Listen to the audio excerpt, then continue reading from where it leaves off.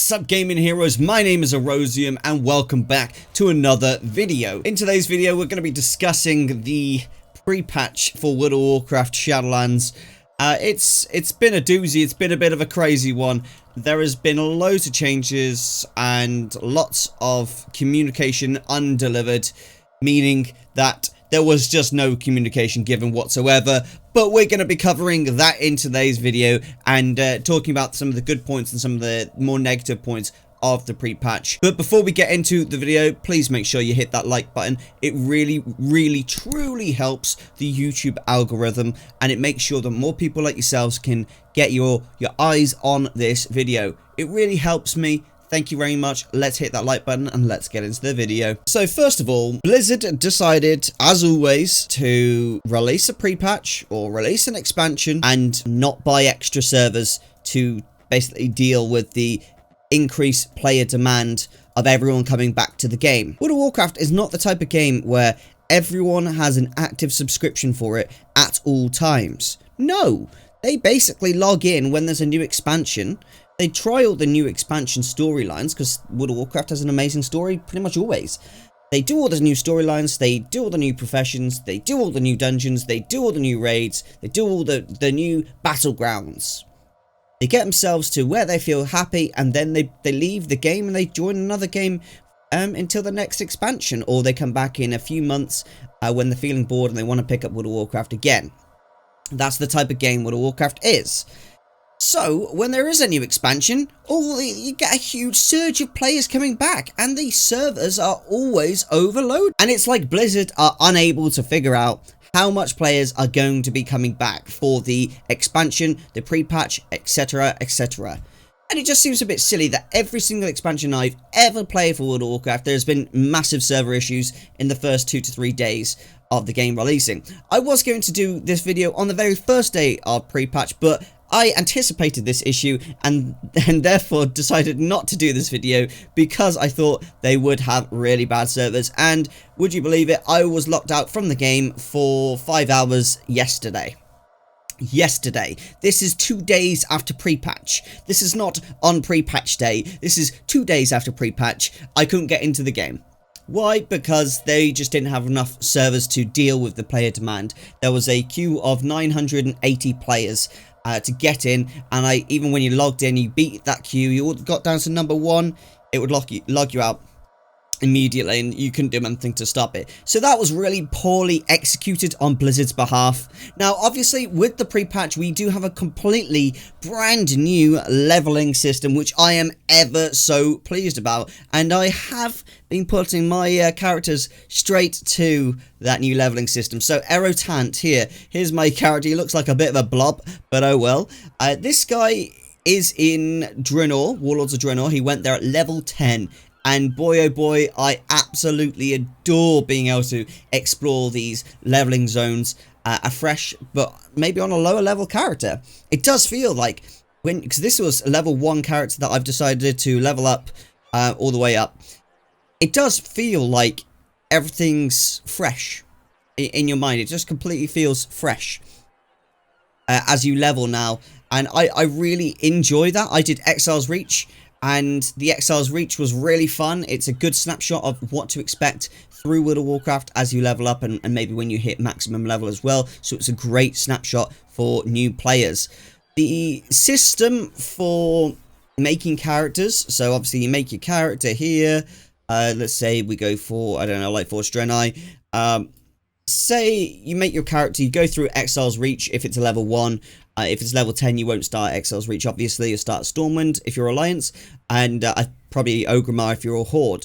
Now, there is a little bit of a clunky system here, in my opinion.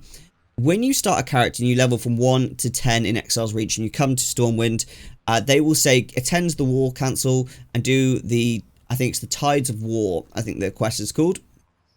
And that is the starting quest for the Battle for Azeroth BFA questline. And when you go and do that, you are immediately being taken into the BFA questline. There is no option to say, if you ever want to do any quests, go over to Chromie, etc, etc. No, you have to actually do this War Council, then you have to fly over to Lady Proudmoore on her boat, sail the boat to you know, to Coltiris, then at that point you can exit that quest line, hit the Hearthstone, come back to Stormwind, then go over to Chromie, and then Chromie is available. That's stupid. That's honestly the most stupid thing I've ever seen. I was raging last night. I was doing a fresh character with a friend. I was playing my panda, my big fat panda. Where is he? Big fat panda. Where are you, mate? Here we are. I was playing my big fat panda here, and I got to Stormwind, and I was like, I don't want to do this wall cancel. I don't want to go to BFA. I want to go to Chromie so I can go do some Pandaren leveling zones. But no, I had to go all the way to Coltiris so that I could Hearthstone back so that I could then go to Chromie. That's stupid. That is really poorly executed, in my opinion, and Blizzard should have come up with a way simpler system for getting you to basically Chromie. That's just my thoughts on it. I think maybe there should be like a quest line that is called A Crisis in Time. You know, that would be a good quest line, I think. And instead of having you go over to BFA immediately, and I understand why they want us to go to BFA, it's because that is the current time within like all the time zones in World of Warcraft. That is what is current and present, you know.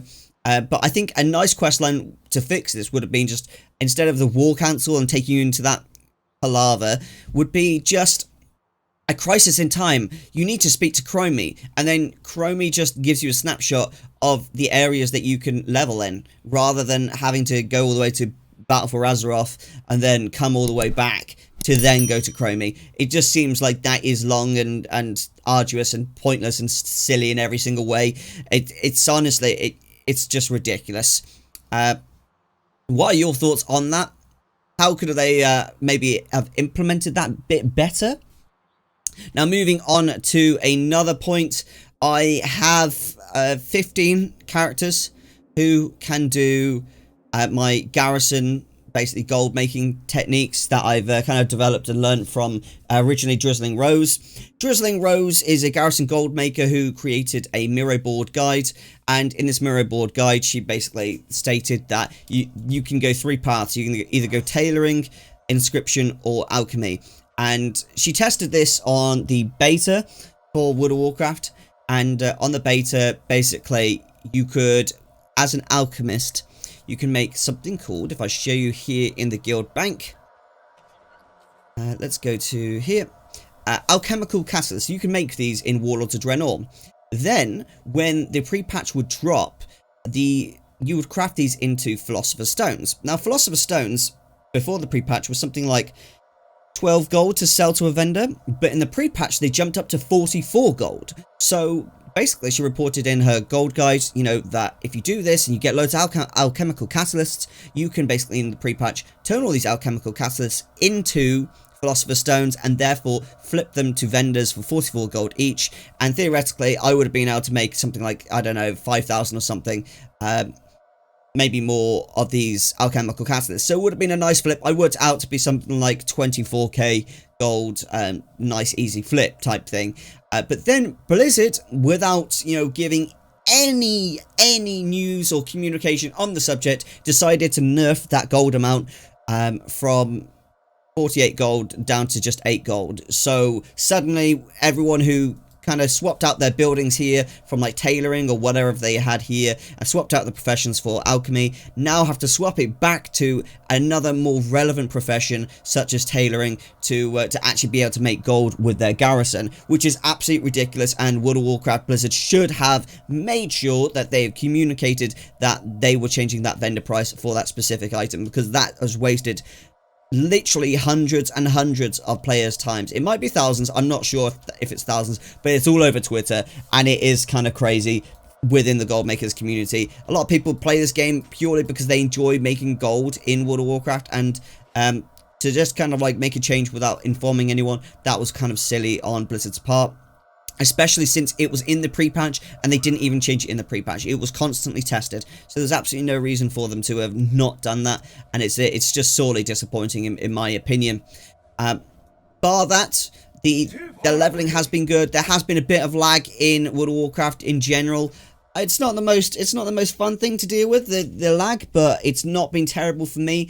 I personally have my World of Warcraft on my SSD hard drive, so I can make sure that everything's a bit quicker with loading in. I don't have to wait stupid times for everything. Things just are smoother for me in general, which I quite like.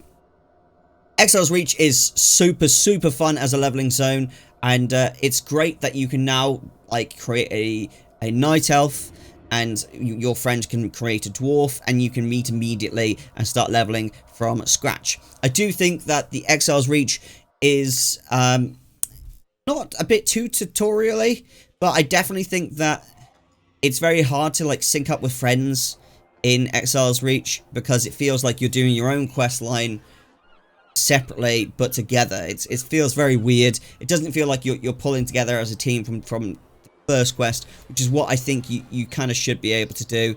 A lot of it just feels like solo content, but you're doing it together, and I think that there should be an option to kind of experience that together. And I know it's a bit hard, especially if you've got different classes, because they give you class specific quests, but either way, there definitely could have been a bit of a smoother transition, I think, in Exiles Reach in terms of creating a character together and leveling together. Now, I do want to just move on really quickly to like the next part of this video, which is what is there to do in World of Warcraft now. But before we get to that, I do just want to quickly say, when you're updating your add-ons now for World of Warcraft, you don't actually have to close World of Warcraft for them to load. They are actually updatable and playable without closing World of Warcraft. It's quite a cool little thing that Blizzard have added, and I'm very happy about that. I was really confused because I had my Twitch curse app thingy open, and I clicked update all, and then at the time my minimap add-on wasn't working, and suddenly it just appeared. I was like, wait, what? How did that happen? And I realized that it updated on the other screen. I looked at the other screen and it updated.